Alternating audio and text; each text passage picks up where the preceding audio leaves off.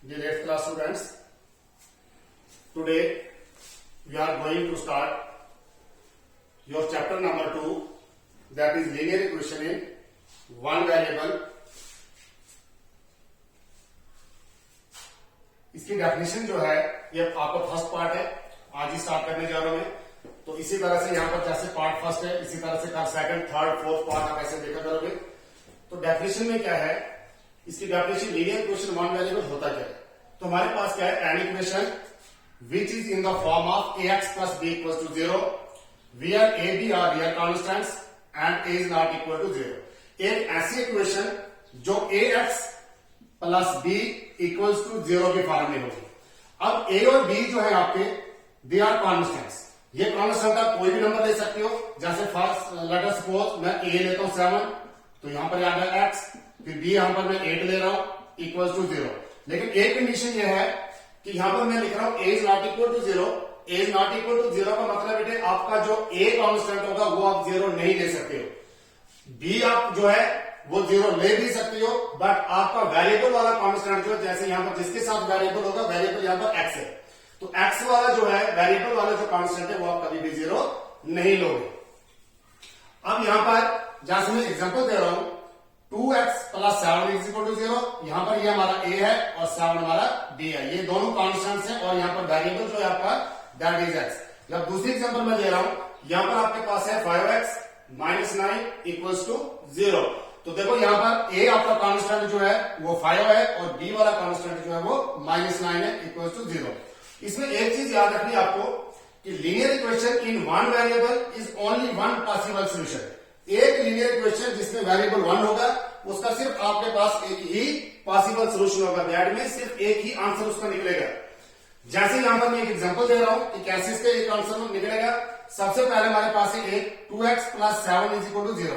ये हमारे पास इक्वेशन है।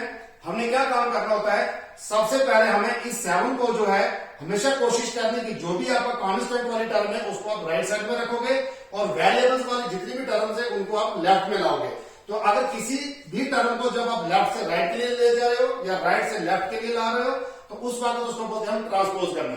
तो जब हम ट्रांसपोज करते हैं तो क्या होता है, प्लस वाली टर्म जो है अगर वो लेफ्ट में प्लस वाली टर्म है, तो जब वो राइट में जाएगी तो उसका साइन चेंज हो जाएगा। प्लस वाली टर्म जो है वो माइनस बनती है। अगर वो लेफ्ट में माइनस में है, तो अगर वो राइट में इसको ट्रांसपोज कर रहे हैं तो वो प्लस बनती है।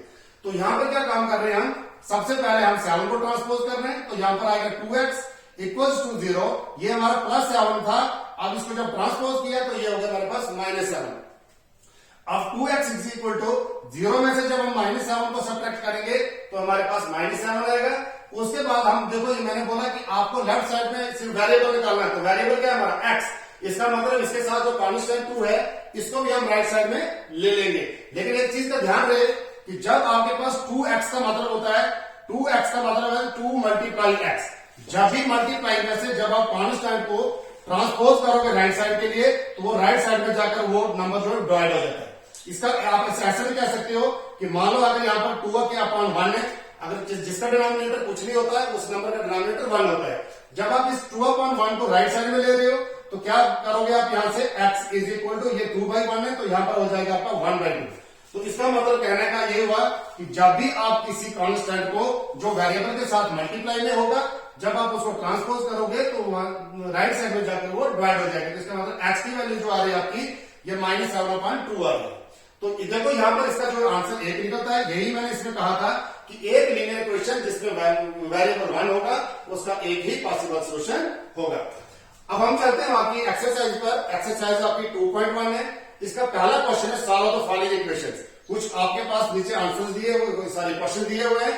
तो आप क्या काम करोगे, उन क्वेश्चन के आप आंसर निकालोगे। पहला हमारे पास है x माइनस 2 इक्वल टू 7।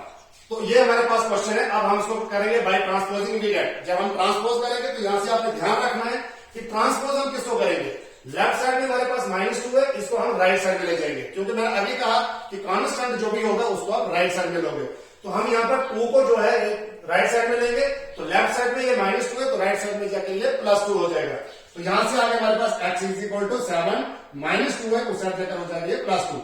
अब यहां से x इज इक्वल टू 7 में जब 2 ऐड करोगे तो हमारे पास आंसर इसका आता है 9। तो ये आ गया इसका आंसर। उसके बाद हमारा इसका एक फोर्थ पार्ट है इसका। यहां पर फोर्थ पार्ट में क्या लिखा है, 3/7 plus x is equal to 19/7। तो देखो बेटे यहां पर क्या काम कर रहे हैं हम, ट्रांसपोज किसको करना है। अब हमें इक्वेशन को ध्यान से देखना है। यहां पर लेफ्ट साइड में आपका एक कांस्टेंट है, वो है 3/7, क्योंकि इसके साथ कोई भी वेरिएबल नहीं है। तो हमने क्या काम करना है, इस 3/7 को ट्रांसपोज करना है। ये इस साइड प्लस 3/7 है, तो यहां पर प्लस नहीं था, अंडरस्टूड। यहां पर जहां पर साइन नहीं होगा वहां पर प्लस वाला साइन होता है। तो जब हम इसको 3/7 को ट्रांसपोज करेंगे तो राइट साइड में जाकर ये बन जाएगा -3/7। तो ट्रांसपोज 3/7 को ट्रांसपोज करो तो right hand side we gate.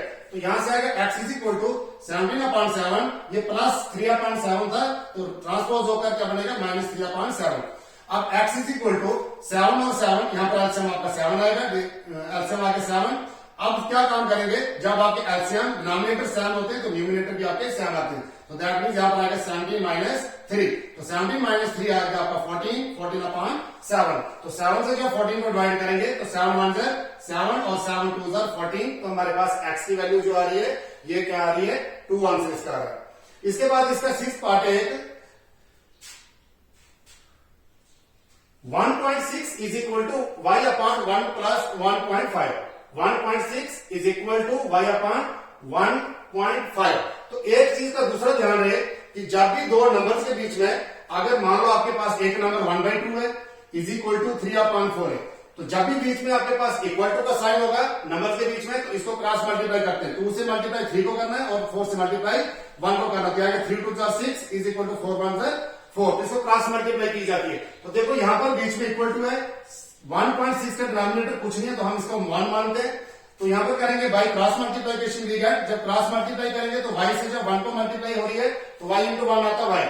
उसके बाद 1.6 को मल्टीप्लाई किससे करना, 1.5 से।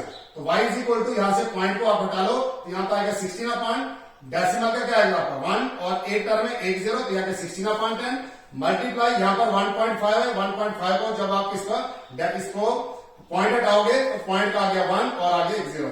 अब y इज इक्वल टू 16 को 15 से जब मल्टीप्लाई करोगे तो हमारे पास आता है 240 डिवाइडेड बाई 10 इंटू 10 आएगा 100। तो देखो यहां से 0 और 0 आपका कैंसल, तो y इज इक्वल टू आएगा 24/10। तो जब हम इसको डेसिमल फॉर्म में लाएंगे तो यहां पर आएगा बेटे एक 0 है, तो एक डिजिट छोड़कर दैट मीन्स इसका आंसर आएगा 2.4 जो है इसका आंसर आएगा। तो इसी तरह से बच्चे आपने इसके बाकी जो नेक्स्ट पार्ट्स हैं उनको आपने ट्राई करना है। तो ट्राई करने के बाद इसको अच्छी तरह से आपने करना है, और जहां पर आपको कोई डाउट होगा तो मुझे कमेंट करना जरूर।